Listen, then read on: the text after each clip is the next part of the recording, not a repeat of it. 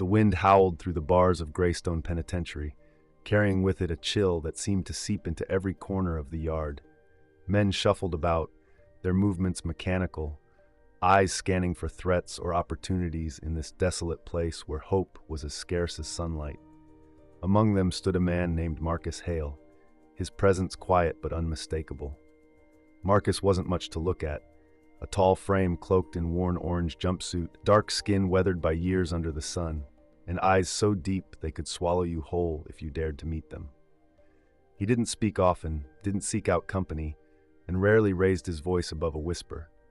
To most he looked like just another casualty of the system, a broken man swallowed by despair. But those who paid closer attention might notice something else, an unshakable stillness, a calm that felt unnatural in a world built on chaos. In the far corner of the yard, 3 men gathered, their heads bent together like vultures circling carrion. They were part of the Red Fangs, one of the most feared gangs inside these walls.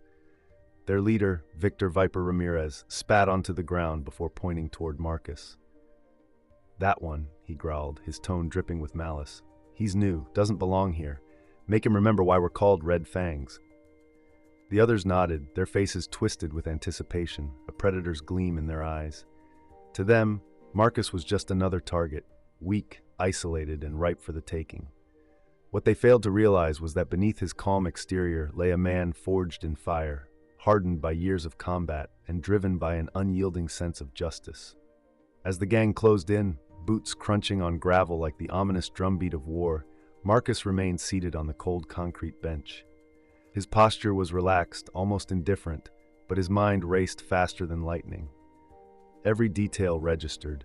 The way Viper's fingers twitched near the makeshift shank hidden in his belt, the subtle shift in stance from the 2 lackeys flanking him, the murmurs of inmates gathering nearby, drawn by the promise of drama. Viper leaned down, his breath hot and foul as he sneered inches from Marcus's face. "You think you can come in here and act like you own the place? You don't even know what kind of hell you've stepped into." Marcus didn't blink. Instead, his gaze locked onto Viper's, steady and unwavering, like steel meeting flame. When he finally spoke, his voice carried the weight of authority, cutting through the tension like a knife slicing butter. "I've seen worse places than this."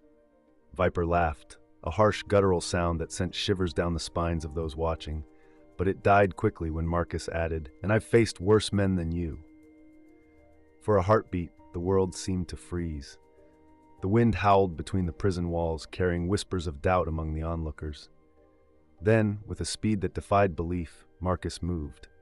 1 second, he was sitting calmly. The next, he had grabbed Viper by the collar, yanked him forward, and slammed him hard against the wall behind them. The impact echoed across the yard, followed by gasps of shock from the crowd. Before the other 2 could react, Marcus spun around, disarming one of them with a swift kick to the wrist, sending the crude shank clattering to the ground. With fluid precision, he used the same weapon to pin the second man against the chain-link fence, pressing the tip of the blade dangerously close to his throat. The prisoner whimpered, sweat beading on his forehead. "Listen carefully," Marcus growled, his voice low but laced with menace. "I'm not here to fight your battles, but if you touch me again, or anyone else who hasn't done you wrong, there won't be anything left of you to bury." He released the trembling man and turned back to Viper, who struggled to catch his breath, his face flushed with humiliation.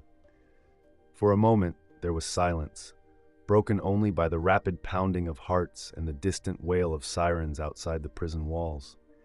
Then, without another word, Marcus straightened, dusted off his hands, and walked away, leaving the Red Fangs trembling in his wake.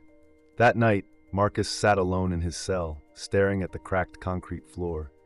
Shadows danced along the walls as flickering fluorescent lights buzzed overhead. Memories flooded his mind.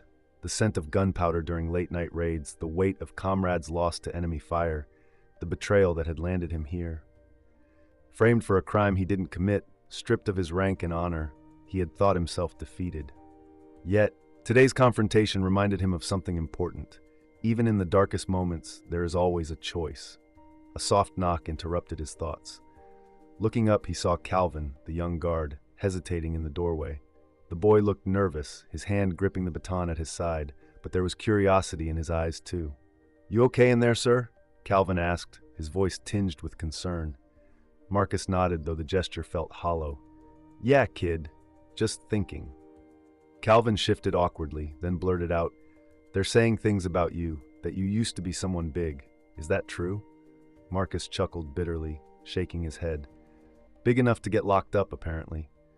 Calvin frowned, stepping closer despite himself. "But why? If you're really who they say you are, why stay here? Why not fight back harder?" Marcus sighed, leaning back against the wall. His voice softened, tinged with regret. "Because fighting isn't always the answer, son. Sometimes it's knowing when to walk away, when to let go." He paused, gazing past Calvin toward the barred window.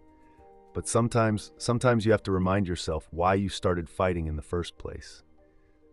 Calvin tilted his head, trying to make sense of the cryptic words.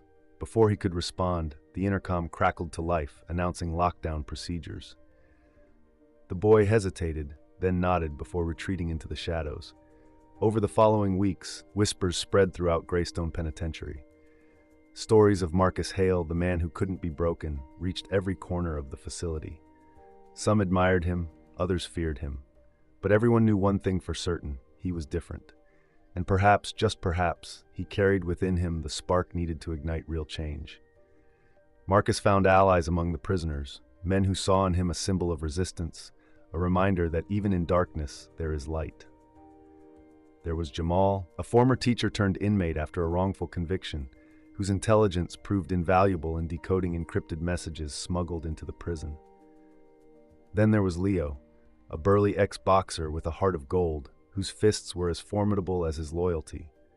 Together they worked quietly, gathering information, exposing corruption, and plotting a way out, not just for themselves, but for everyone trapped within those walls. But the Red Fangs weren't going to let their power slip away without a fight. Days later, tensions escalated when Marcus intercepted a note slipped under his door, a chilling threat written in blood-red ink: "You'll pay for humiliating us." The message set off alarm bells in Marcus's mind. He knew the Red Fangs wouldn't stop until they eliminated him, or tried. That night, as the rest of the prison slept, Marcus stayed awake, sharpening a piece of metal scavenged from the mess hall into a makeshift weapon. He wasn't planning to attack, he was preparing to defend.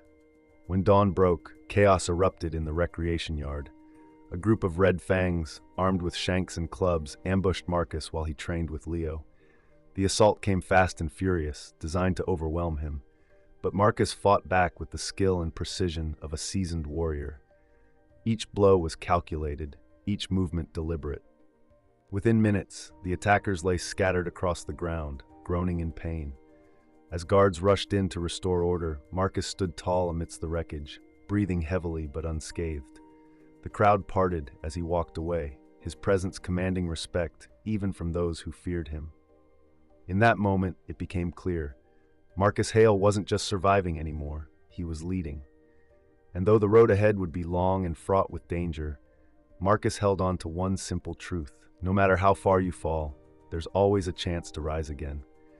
All it takes is courage and the willingness to believe in yourself, even when the world tells you not to.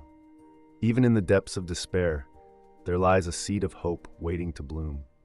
For Marcus Hale, that seed had already taken root. That's the story, friends. I hope you enjoyed it. It was a pleasure sharing it with you all. Don't forget to comment below and let me know where you're watching from. It's always fun to see the global reach of these stories. And if you haven't already, please hit that subscribe button for more amazing stories, tips, and tricks. Thank you for watching, and I'll see you in the next one. Bye. If you'd like to show some extra love, tap the 3 dots near the share button and send a super thanks.